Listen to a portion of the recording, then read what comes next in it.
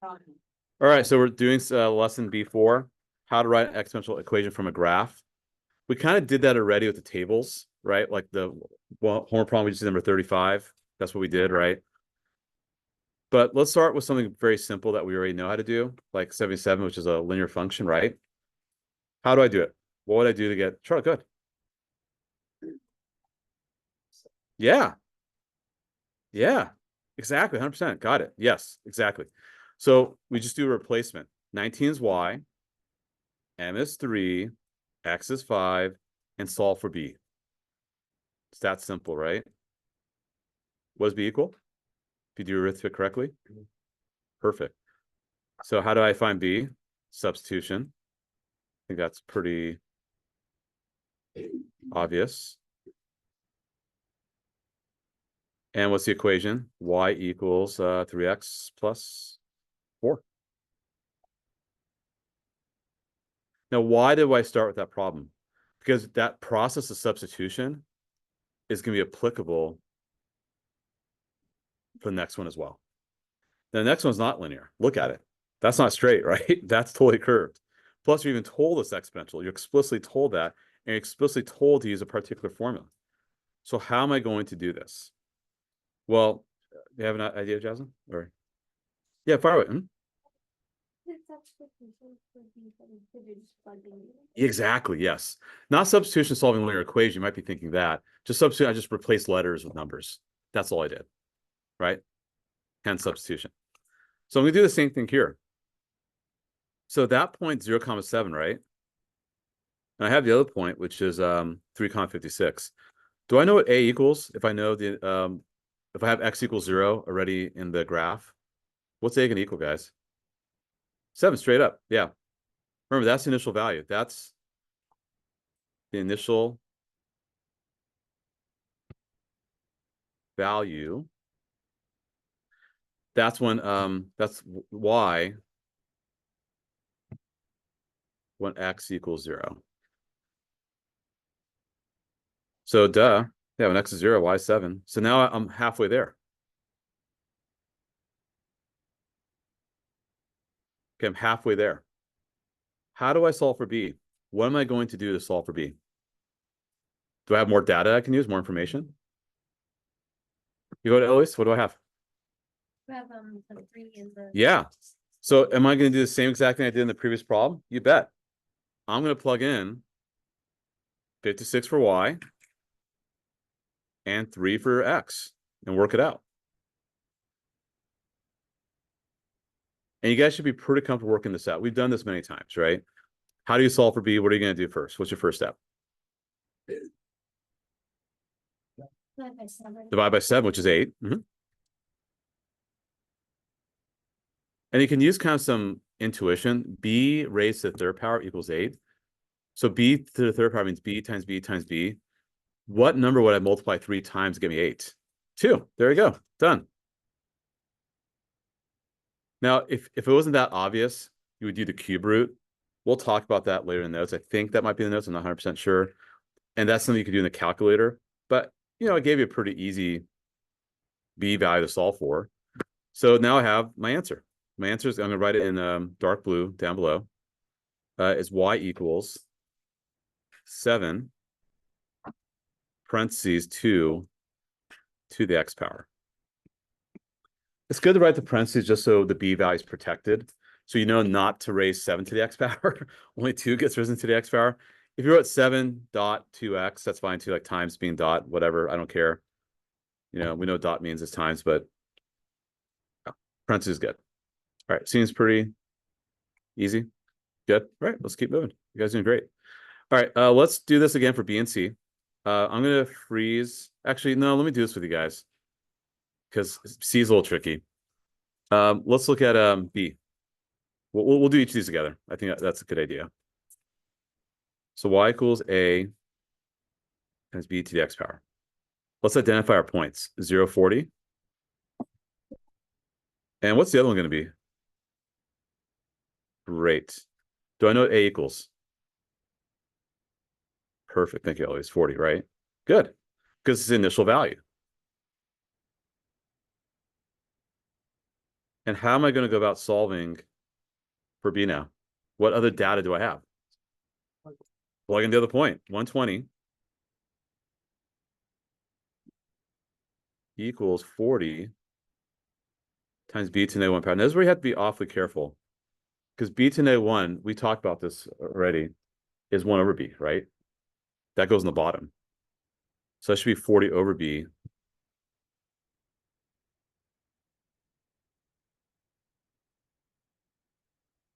Now, I'll let you use a calculator. Not a problem. You can use a calculator if you need to, if we have problems on the test. But let's just think about it. What would you multiply to 40 to get to 120? What times 40 is 120? 3. But right now 40 is being divided by something, not times something. What's the opposite of, or what's similar to dividing? Oh, sorry, let me backtrack a little bit. What fraction would I divide by so I can get a multiplication? I'm totally messing this up. What should be on the bottom? Put it that way. What's on the bottom? It's not 3, obviously. What's 3 flipped over? That's what I meant to say. 1/3. So let me show how I got that.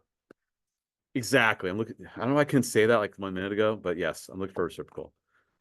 Anyway, what you could do is just multiply both sides by B. If you so desire, you could do that. And then divide by 120, which is going to be 1/3. By the way, it should be a fraction because it's decaying. It should be. So now you got both A and B here. Now I can write my equation. Y equals 40, 1/3 raised to the x power. I think what I meant to say was, what fraction would you divide by that has the same impact as multiplying by 3? I don't know why I couldn't say that 2 minutes ago.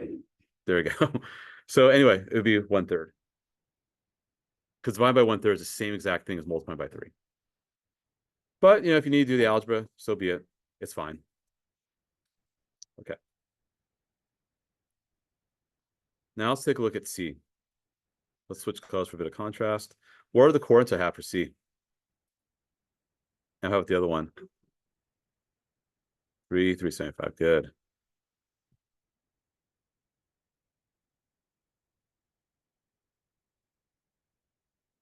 Now, it gets a little dicey here, because this is our general formula, right?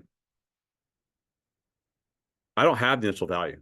I didn't give it to you. I gave it to you parts A and B. I told you when x is 0, I told you what y equaled. I gave you the y-intercept, which is A. I gave it to you.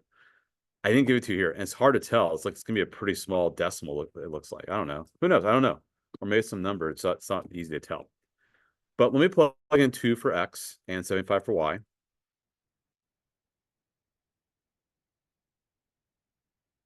And at the same time, let me plug in 375 for y and 3 for x. These equations look awfully identical. The only difference, well, there's 2 differences, obviously. These numbers are different, and these exponents are different. But these look pretty darn close, right? So just using some intuition, can we tell what B equals? What do you think B is going to equal here? It's just like a table problem. What do you do to go from here to here? What gets multiplied to this equation to become this? B1. Exactly. If I multiply this by B, does that become B cubed? So if I multiply this by B, does that equal 375?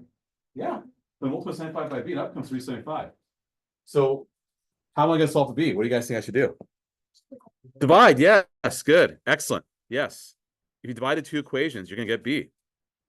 So let me stack it, actually. That might be a better approach.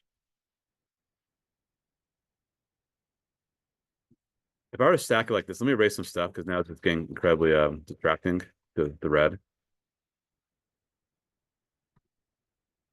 If I stack the equations like this, what happens to days here? Cancel. What happens to B3 or B squared? B. And that's 5. So you totally could take that approach because you're dividing equivalent equations, right? You totally could do that. So now I know B. Awesome. Great. So y equals, so I use a little bit of intuition. You could get more formal about it. Like you could isolate A and then substitute, but that just seems like a lot of work. I much prefer just to use some intuition, realize, hey, b's got to be 5, right? Because I multiplied by 5 to get to the next one. So trying to avoid formulaic approaches and use more intuition, right? So that's the equation now. And now you could plug in one of the points in for x and y again and solve for a. Let me erase the other stuff here. So now I could substitute, right?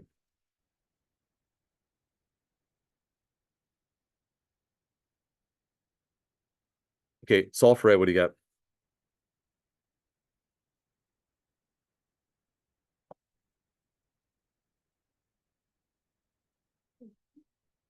Actually, not 50. Careful. Hold on. Let me make sure. Did I make a mistake? No, I'm good. I didn't make a mistake. I'm good. I'm good. I thought I made a mistake. What do you get? Sorry, not 50 because you got to divide. You're subtracting. So what's 75 divided by 20? What do you multiply by 25 to get to 75? Yeah, 3. Right. You were subtracting. Be careful. So what? So now I got my a and b. Perfect. Y equals 3, parentheses 5 to the x power. Um, Again, you could, once you plug in like 2 and 75 and 3 and 375, you could try substitution, but I don't know if that's going to work. So, I mean, it'll work. It'll still take, I think it takes a while. So, but yeah, we get 3 parentheses 5 to the x power. Okay. Moving right along. Okay, use the clues from the graph to write an equation. Assume the graph has an asymptote. Basically, it means it's going towards 0. Okay, I'm gonna have you guys work on. I'm gonna have you work on this. So we're gonna do some exponents practice after that, and a little bit of radical practice, and then we're done with notes.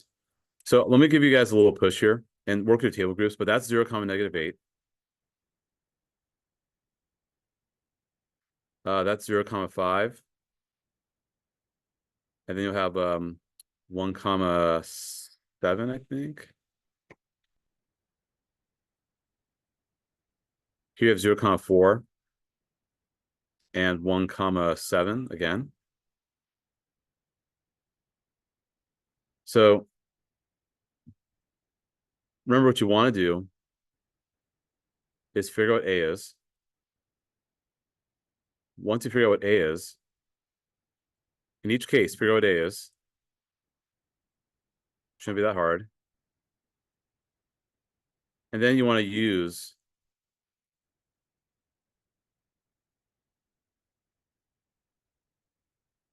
this general formula to solve for B. Okay,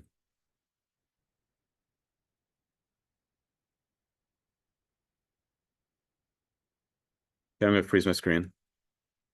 I'll do it. We'll check our answers in a moment. So identify what A is first.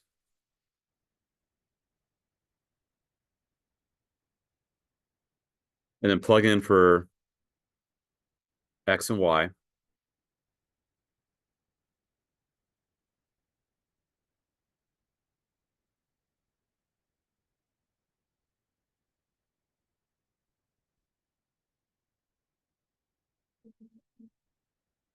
You guys see what I got so far? Does that make sense? We're good. Okay, keep going.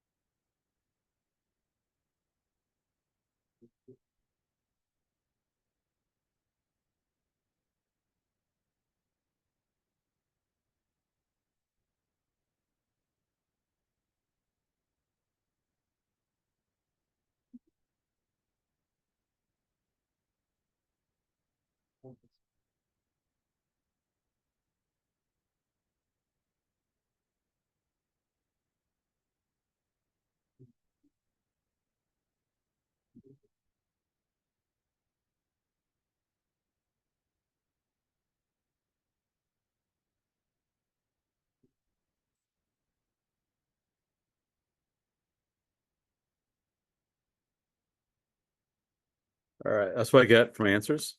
So my answers are in dark blue up top. So pretty obvious to know what A is, right? Just look where the y-intercept is, right? Y-intercept is A. When x is 0, that's A. So I got negative A is 1 y-intercept, 5 for the second one, 4 for the third one. So I got A for each of those two, right? Then I use y equals A times b to the x. I plug into other points for x and y, and I know my A value already. Solve for B. It's 2 for part B. It's 7/5 for part E and 7/4 for part F. And then write the equation that I put in dark blue. So this should hopefully be pretty straightforward. Okay. So you can easily identify what A is if you know the y-intercept. If you don't, then you have to do a little bit of investigative work like you did in part C.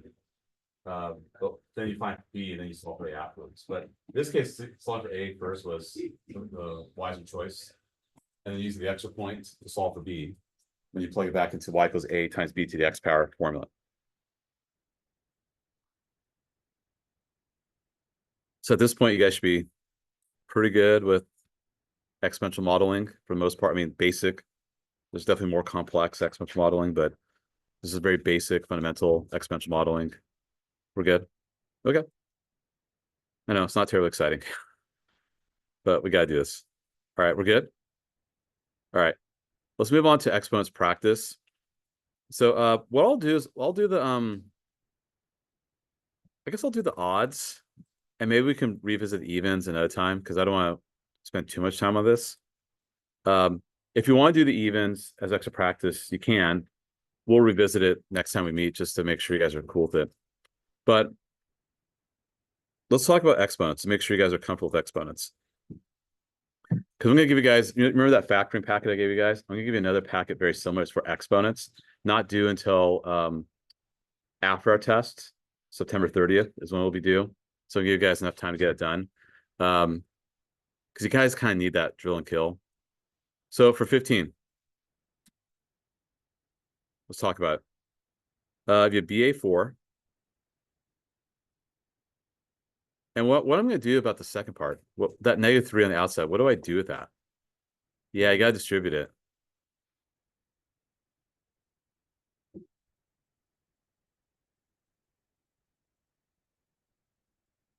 Okay. And if I combine things, I should get 2, -3. Nothing combines to 2 just yet.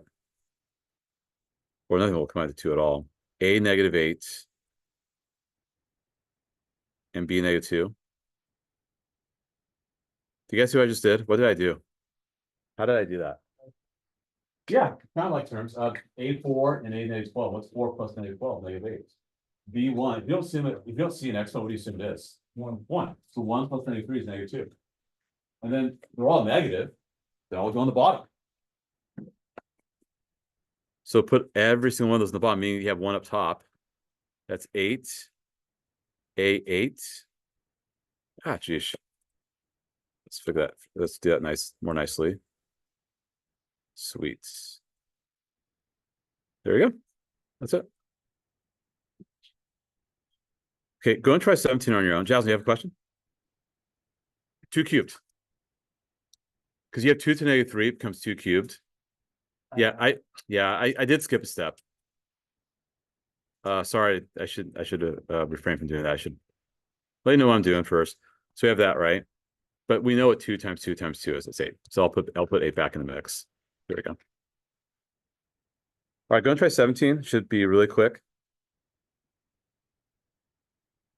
You have a bunch of K's.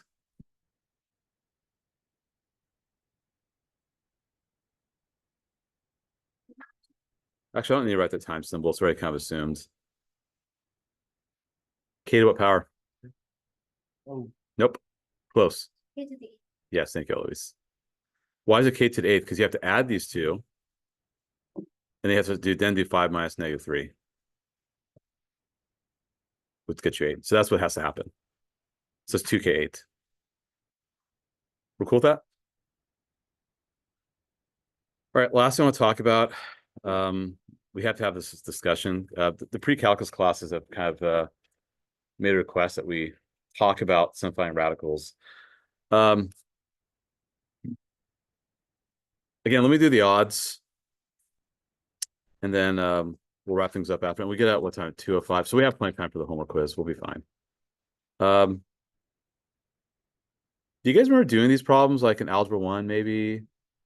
Do you remember how to do these problems? Does anyone remember doing a spreadsheet? Yeah, exactly.